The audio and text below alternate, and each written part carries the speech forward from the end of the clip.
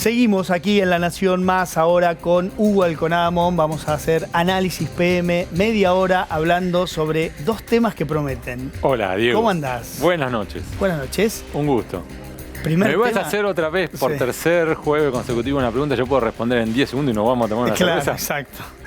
La pregunta que te voy a hacer hoy para que a los 10 segundos nos vayamos es: ¿hay espionaje en la Argentina, Alconada? Por supuesto que sí, camarada. Vos sabés que fue lo que llamó mucho la atención estos días, por lo menos a quienes no estamos tan metidos en ese mundo gris, es la soltura de Estiuso, un hombre que alguna vez, recordemos que estuvo declarando en tribunales, se dejó filmar, hizo algún chiste cuando le preguntaban algo, y la soltura de un hombre que se escondió durante años y que alguna vez fue el responsable de la salida, no ya del gobierno, sino de la Argentina casi, de Gustavo Vélez cuando era ministro del primer gobierno de Kirchner, ¿no? Las vueltas de la vida, el hombre que le costó el cargo y prácticamente la vida en el país a un ministro, que era Gustavo Vélez, ahora se deja fotografiar, y el mismo hombre que durante años enloqueció y atemorizó a políticos, empresarios, jueces, fiscales, lo que querramos,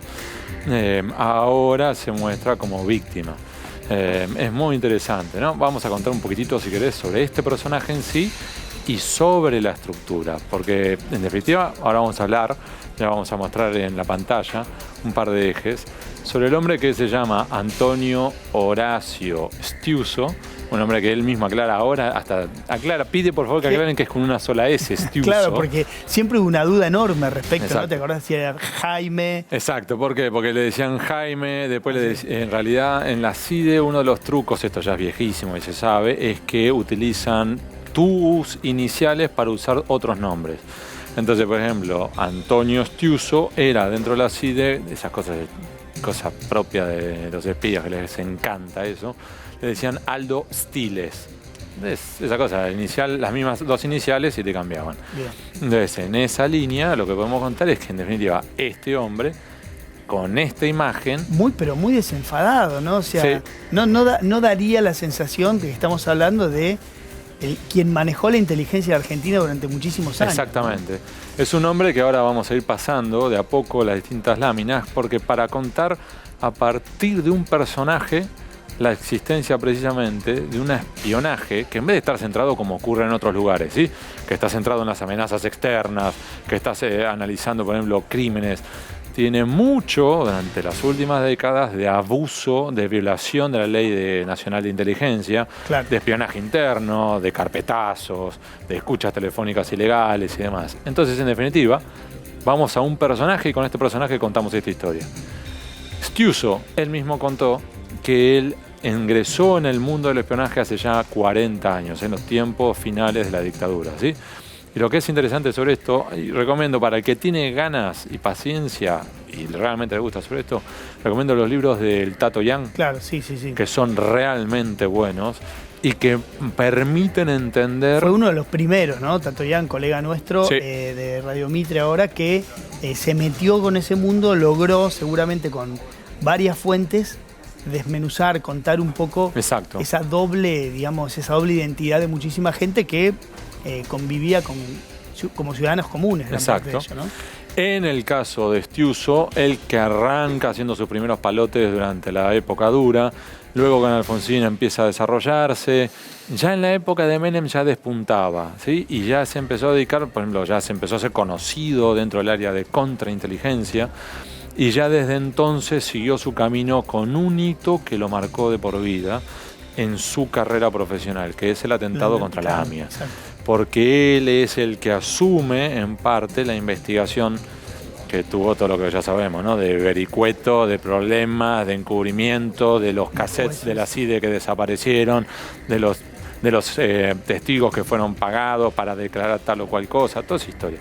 Entonces, vamos a ver en la siguiente lámina que esto lleva a otro punto de inflexión, que es una de las leyendas que hay sobre Estiuso y sobre la maleabilidad moral de esta gente, es que fue uno de los encargados de investigar, a pedido del gobierno de Duhalde, el matrimonio presidencial, en ese momento matrimonio los Kirchner, elegidos, ¿no? en Santa Cruz. Claro, cuando Duhalde finalmente los bendice. Exacto. Bendice Quienes no lo quieran a Stiuso cuentan que cuando finalmente Kirchner gana, lo que terminó haciendo el propio Stiuso fue entregarle la carpeta de los Kirchner que él mismo había preparado. Esto es sobre vos. Esto es sobre vos. Y que con eso estableció su relación, su primer paso de vínculo con Néstor Kirchner, con una figura como intermediaria. La verdad es que en su primer momento, en la CIDE de los Kirchner, el que era el responsable era Sergio Acevedo, que rápidamente se va como gobernador de Santa Cruz, luego pasa todo lo que pasó sobre la sospecha que él tenía de corrupción sobre el precio, se va. Pero el que asume es a su vez, en reemplazo de Acevedo, es un hombre que era el número 2, Francisco Paco Larcher, pero aunque en la práctica era el número 1, porque el verdadero número 1 estaba en otro rol.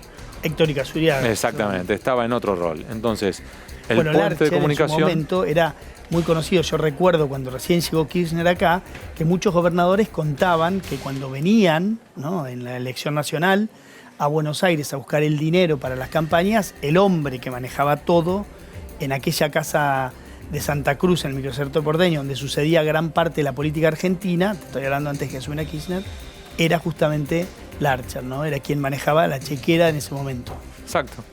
Ahora bien, lo que ocurrió fue, entre Larcher, el puente hacia los Kirchner, y se convierte ahí en el Stiuso, en el gran proveedor de información sensible. Otra vez, más allá de Stiuso, estamos yendo más allá, lo ponemos como un ejemplo de lo que ocurre, ¿sí? Y en definitiva cuentan, a su vez, quienes no lo quieren, que Stiuso, por ejemplo, tenía un hábito con Néstor Kirchner forjado durante las siestas.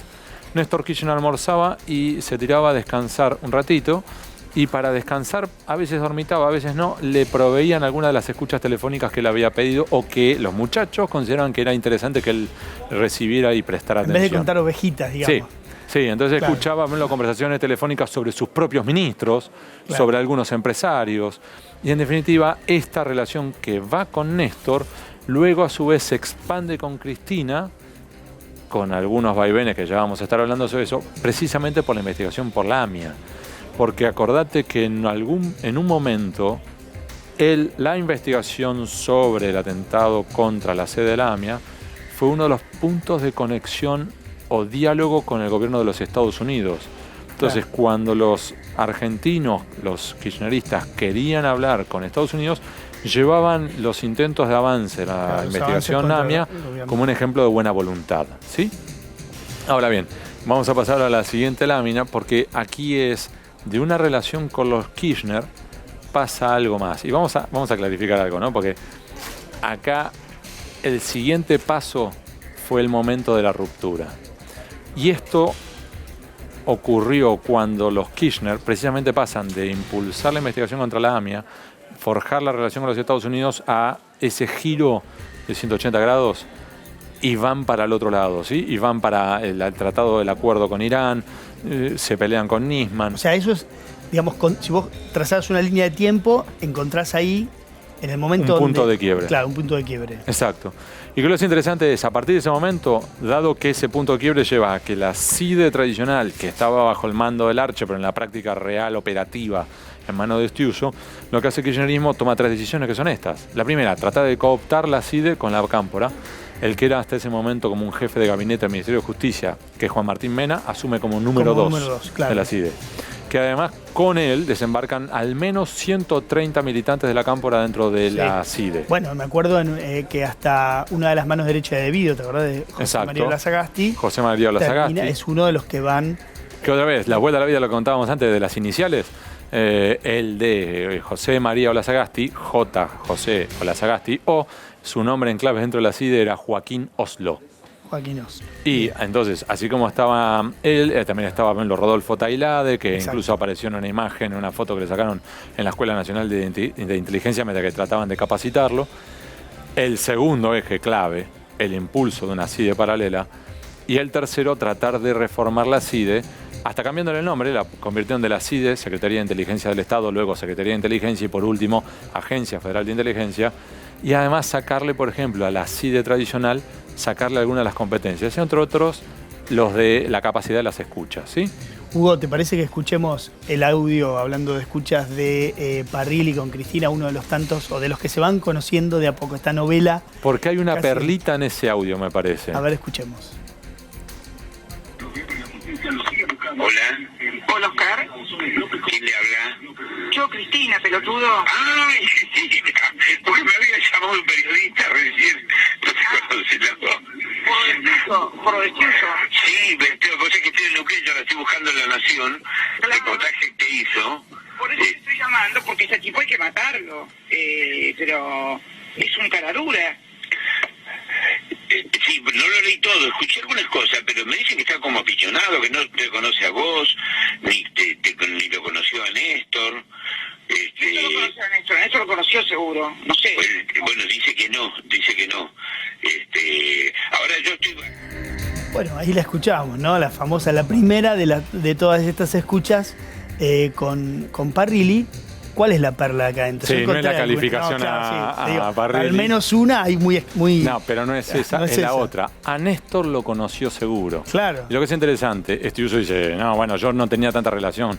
¿Por qué? Porque en esta historia, digo, lo que tenés es cada uno esconde sus propias macanas y trata de exponer las macanas del otro. Entonces, Stiuso dice, yo no tenía tanta relación con los Kirchner, yo me porté bien, yo cumplía con mi trabajo en el tema Lamia.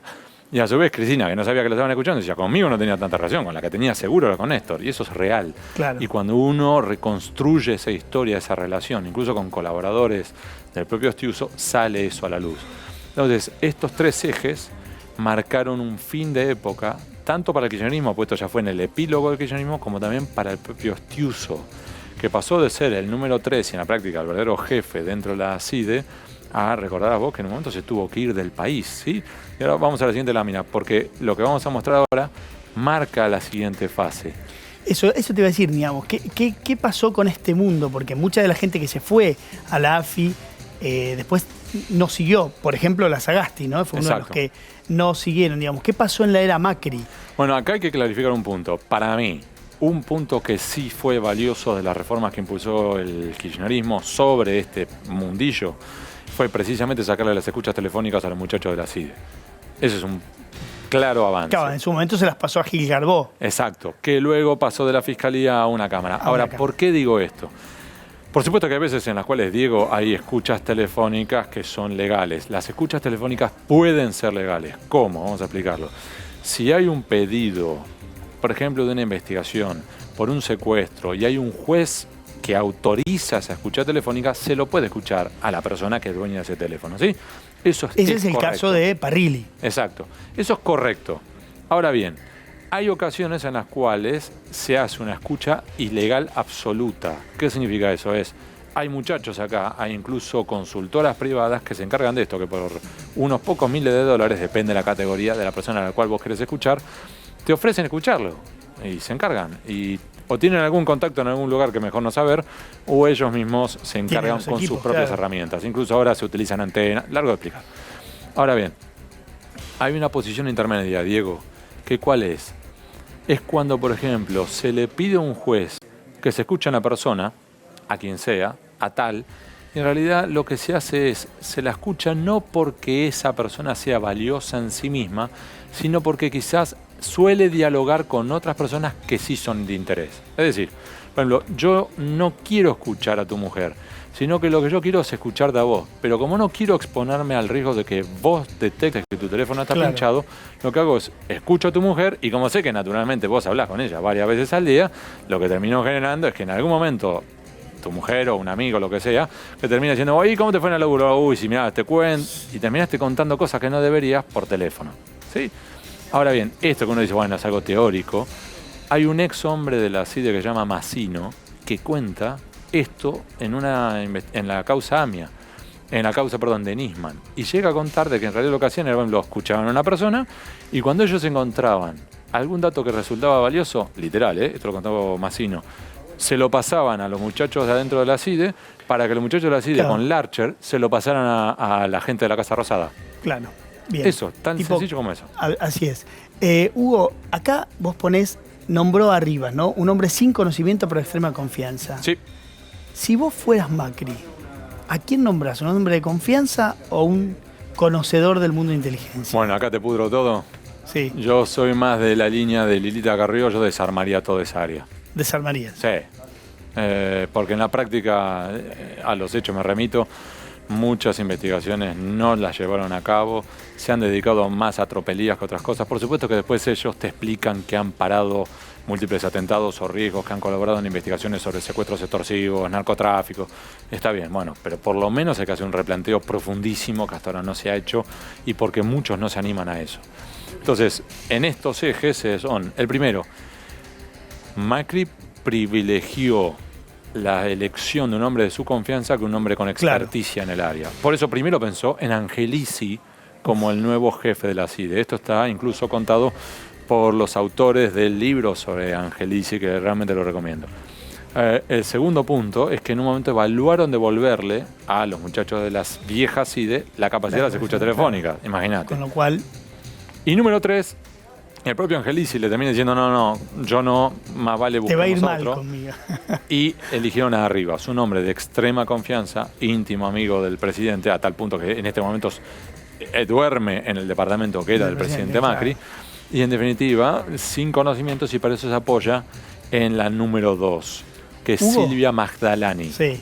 Silvia Magdalani, a su vez, como decía Pancho Ibáñez, que todo tiene que ver con todo, Silvia Magdalani, íntima amiga a su vez de Paco Larcha. Hugo, espero me la puedas contestar, porque sería muy triste después de este bloque donde diste 20.000 respuestas que esta no la sepas. Pero ¿por qué señor 5?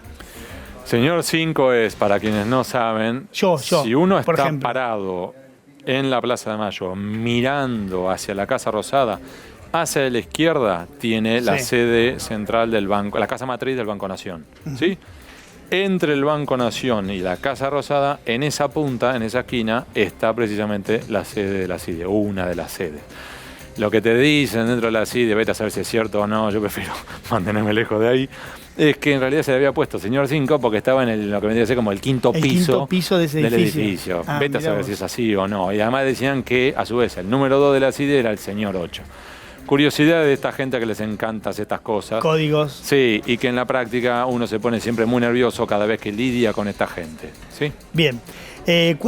Para cerrar, Estiuso, la pregunta, ¿sigue siendo espía o en realidad está mostrándose en otra faceta, ¿no? Porque algo quiere decir el hombre, ¿no? Mostrándose a cara lavada. Mira, allá en Estados Unidos estaba el refrán que una vez, on the CIA, una vez en la CIA, siempre en la CIA, en la agencia. Claro.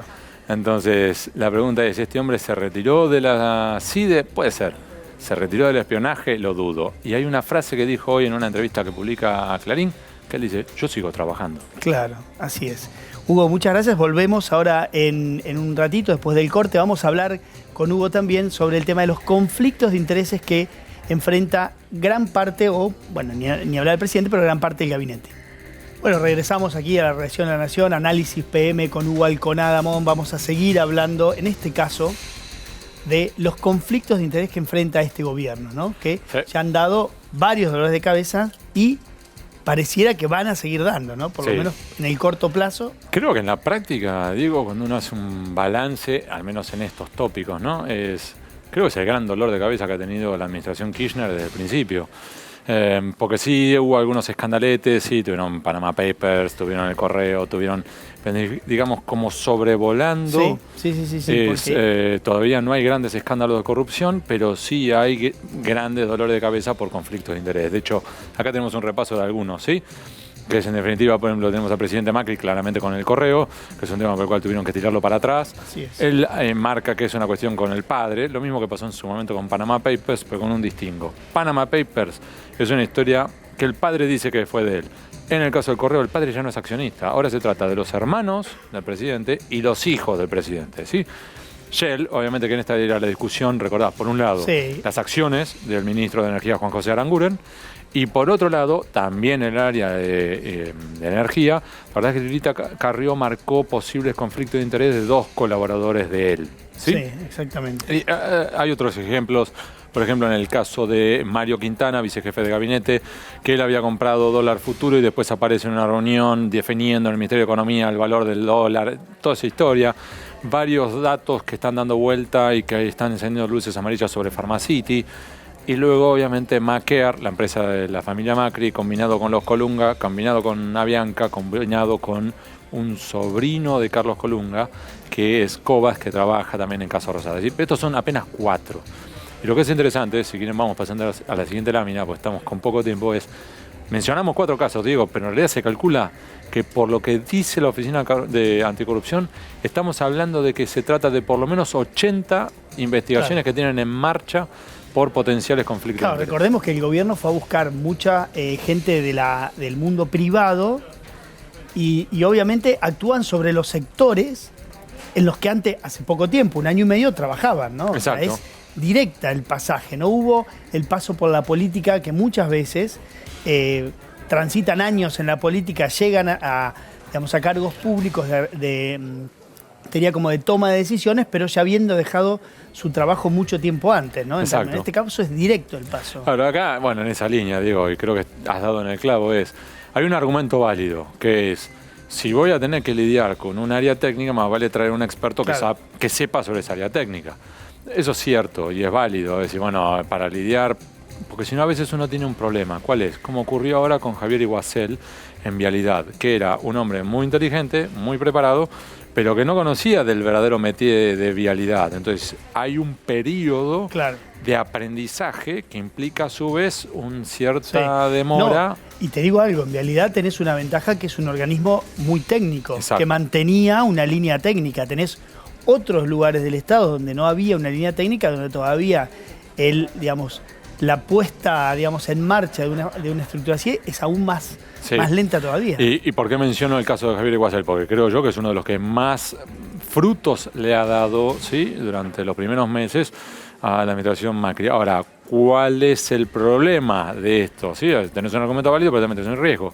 ¿Cuál es? Que si vos lidiás con el sector que más y mejor conoces, los riesgos que se corren es que en definitiva termine beneficiando a tus antiguos empleadores o que termines beneficiando a la empresa a la cual vos querés irte a trabajar.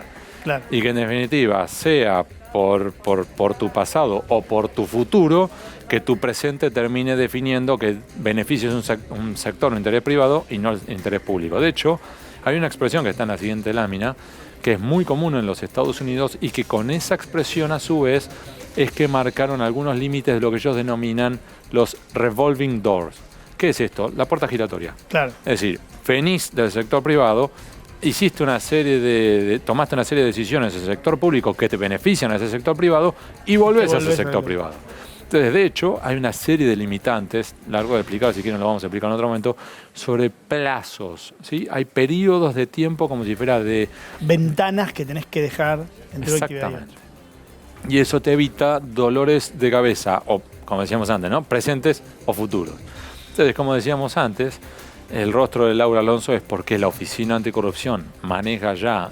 Hubo un informe muy interesante sobre esto en Perfil, que marcaban de Alejandro Rebocio, un buen amigo nuestro, que marcaba precisamente esto, que tienen ya abiertos al menos 80 expedientes sobre el presidente, ministros y otros colaboradores de la administración Kirchner, precisamente por conflictos de interés, ¿sí? Ahora, para ir cerrando, si quieren vamos pasando rápido a la otra. ¿Por qué? Porque acá hay una discusión que es, ¿recordás que cuando Macri, con el tema del correo, frenó esta historia y además dijo, vamos a establecer una serie de regulaciones? Así es. Vamos a tratar de transparentar esta situación. Lo dijo en el Congreso, ¿no? Fue parte de su discurso de apertura de sesiones. Exacto. Y tiene 2 ejes centrales que van a ser por decreto. Un eje es por el tema de los juicios contra el Estado. Si usted tiene un juicio contra el Estado, tiene que clarificar si usted tiene algún pariente dentro de la administración pública y en particular en las áreas de decisión. Y si ocurriera algo por ese estilo, como los juicios contra el Estado, van a tener que intervenir, si se trata del presidente o del vicepresidente, por ejemplo, la Procuración del Tesoro.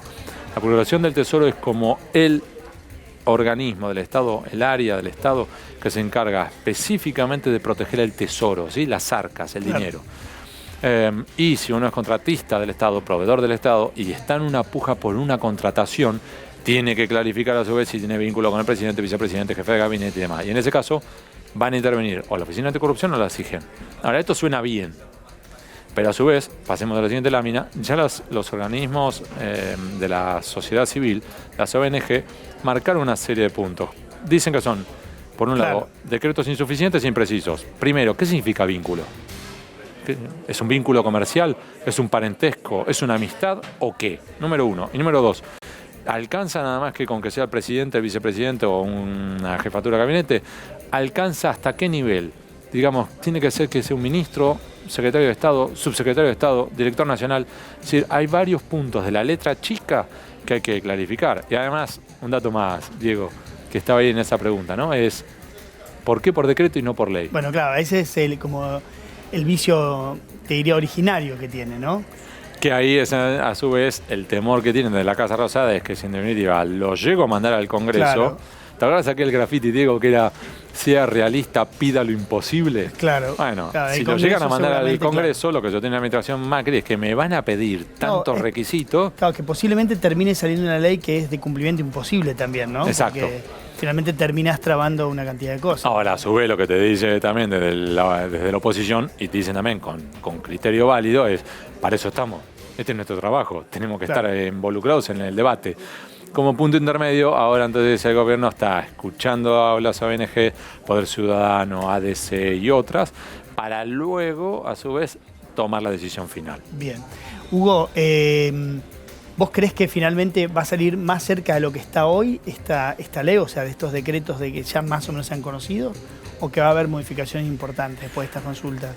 Creo que la mejor respuesta que te puedo dar es citar hoy un escrito que presentaron en la justicia en el concurso del correo. Hoy tenía que ser la audiencia de discusión entre el representante del Estado y los representantes de la empresa con los síndicos y demás. La respuesta fue, dame 120 días. Esto es lo que dijo el Estado. Dame 120 días. Suspende la audiencia. Claro. Suspender los plazos que tienen que correr en todo concurso. Dentro de 120 días hablamos. Hablaron de todo, prometieron transparencia y demás, pero dijeron, dame 120 días para precisar en la práctica qué va a ocurrir. Bien, Hugo, muchísimas gracias. Buenas noches. Buenas noches, nosotros seguimos en Terapia de Noticias aquí en La Nación Más y nos vemos mañana a esta hora aquí, como decimos, en PM.